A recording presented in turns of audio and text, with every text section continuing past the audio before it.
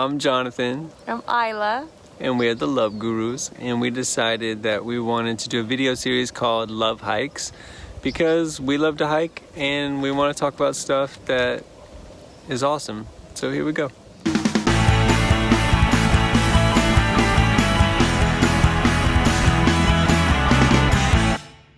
And today we're going to talk about 5 things that are going to make your relationship stronger. Should we tell them where we're hiking? No. Okay. It's a mystery. So the number one thing of making a relationship stronger is making time for your partner. And this is so important, especially in our crazy modern lives with work and social media and kids and everything. It's just so easy to get caught up in all that. And by the end of the day, you're exhausted and you haven't even connected with your partner. Yeah, true. And if you don't do this, it will slowly chip away at your relationship. You'll start resenting each other. So it's really important to get a babysitter if you have to, and go one night a week. Just go on a date night and spend some time together as adults and reconnect and find those things that made you reconnect in the first place. Number 2. This is a big one. Speak what's on your mind. Your partner cannot read your mind. As much as they know you, and as much as you think they should know what you're thinking, they don't. You have to say exactly what you want and what you need, and not be resentful or make up stories in your head of what you think is going on. It's true, and it can really, like, you prepare yourself for the worst. Like, you're like, oh, what if I say this? Like, it's going to be so bad and they're going to think this or they're going to think that. But like 99% of the time, it's never as bad as you think it's going to be. And what it does is it opens up an honest line of communication. So it brings you closer to them. And even if you're saying stuff that they don't want to hear, they then start to trust you because they know that you're telling the truth. And so when you get in the habit of just telling each other the truth and being honest, it just deepens the relationship and makes everything so much better. Number 3, learn your love language. Oh, that's a good one. Yeah, and if you haven't read this book, we highly recommend it.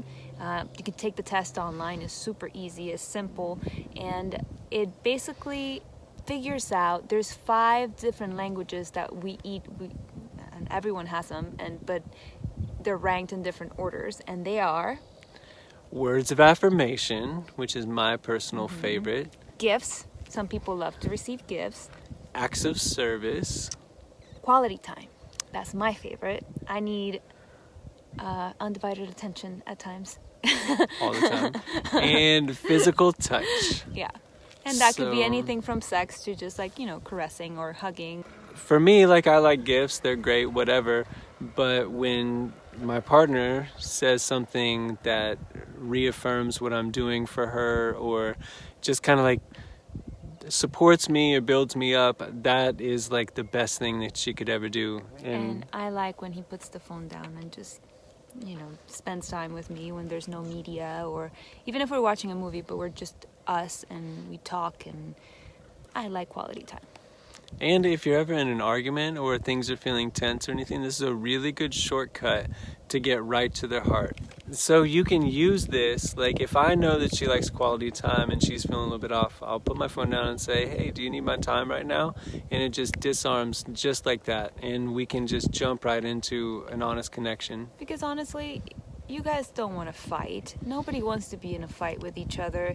And sometimes we just need a certain thing to make us feel better, or to communicate in the right way, and to really understand what the other one needs in a certain moment like that. Number 4 is don't hold a grudge. Yes. So this is really hard to do sometimes, especially if you're deep into an argument or some sort of like impasse where you feel like you're not going to solve anything. But the longer you hold a grudge, the more days it just ruins. And so our personal goal is to not go to bed with a grudge, and we haven't been 100% perfect at that, but we do try to squash it as quickly as we can. Number 5 is have sober sex. Yeah. And this is actually really important because a lot of people, whether they realize it or not, have not had as much sober sex as you would think.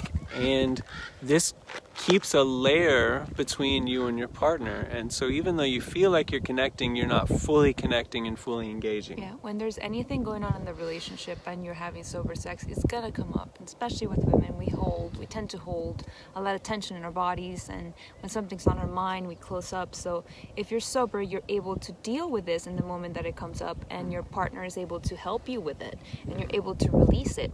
If you had a couple glasses of wine, you're actually numb to this feeling. I think in a lot of ways too, you're numb in general. And so you're not as connected to your own emotions and your own feelings, and especially your partner. So let's recap these things before my arm falls off. Next time I'm getting a tripod. Number one. Number one. Make time for your partner. Number two, speak what's on your mind. Number three, learn your love languages. Yes. Number four, should we tell them what they are again? No, you guys can look it up. Number four, don't hold a grudge. And number five, sober sex. Sober sex. All right, guys, this is the Love Gurus with Love Hikes, and we hiked the Hollywood. Which one is no? What's the name of this hike? Bronson hike. The Bronson hike up by the Hollywood sign. Yeah. That's LA behind us. So right. If you want more information on who we are, just check out our website. It is www.thelovegurusla.com. All right, guys, have a good See you soon. And y'all do got it going on. I'd be up with the camera in front of me both if I was y'all too.